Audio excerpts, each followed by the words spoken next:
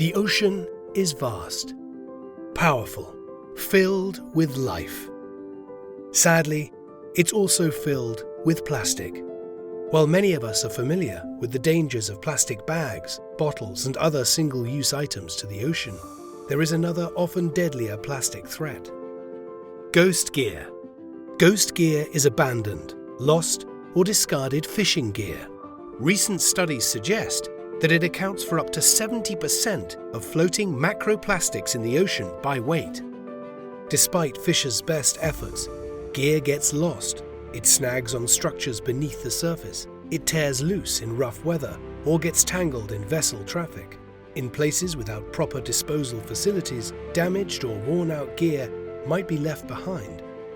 At times, illegal fishers deliberately abandon gear to evade authorities. However it ends up in the ocean, it continues trapping ocean life, or ghost fishing, for many years, damaging habitats, hurting fish stocks, entangling wildlife, smothering reefs. Ghost gear is the single deadliest form of ocean plastic to marine life. It harms those who live above the water too, threatening the jobs and incomes of coastal communities that depend on the ocean for a living. Today, it is estimated that as much as 1 metric ton of ghost gear enters the ocean every minute of every day. But there is hope. The Global Ghost Gear Initiative is the only platform in the world dedicated to tackling the problem of ghost fishing gear at global level. Part of Ocean Conservancy's Trash Free Seas program, the Triple GI unites members of the fishing industry, academia, governments, intergovernmental organizations, and NGOs. Together with over 100 member organizations, we develop and trial solutions to the problem of ghost gear, guided by 3 strategic pillars. Reduce the amount of gear ending up in our ocean.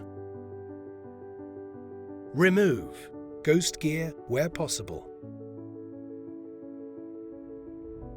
And recycle end-of-life gear and recovered gear.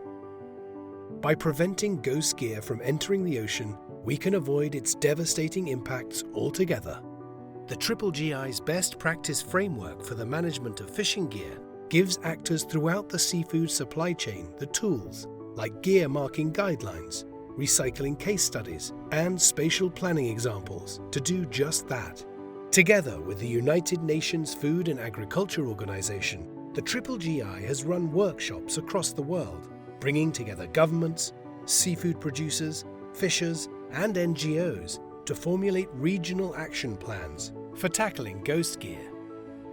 In Indonesia, the Triple GI is working alongside the Indonesian government, small-scale fishers, and key supporters on a project to mark gill nets so that they can be traced back to their source. In the South Pacific, the Triple GI is collaborating with the governments of Vanuatu and Canada to trial low-cost methods for tracking fishing gear and identifying ghost gear hotspots with the aim of informing fisheries management policies. In the Caribbean, the Triple GI is working with fishers, fisheries managers, and technology companies to address lost gear in local trap fisheries and support effective gear recovery. Another way the Triple GI is tackling ghost gear is by removing it from the ocean and supporting responsible disposal methods for end-of-life fishing gear in ports and harbours. In Maine, working with Ocean Conservancy, the Gulf of Maine Lobster Foundation, and 11th Hour Racing, fishers removed over 9 metric tons of ghost gear from Gulf waters.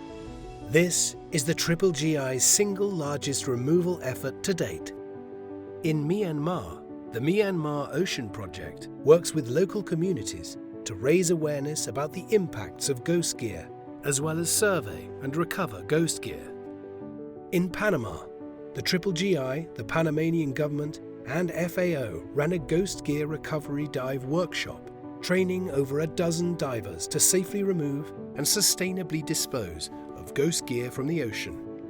Once considered a harmful burden or waste, end-of-life gear can become a valuable resource through recycling by companies like Triple GI members Plastics Global, Bureo, and Fourth Element.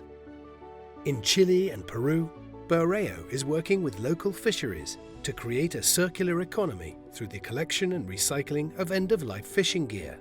Boreo uses the recycled nets to create a variety of innovative products.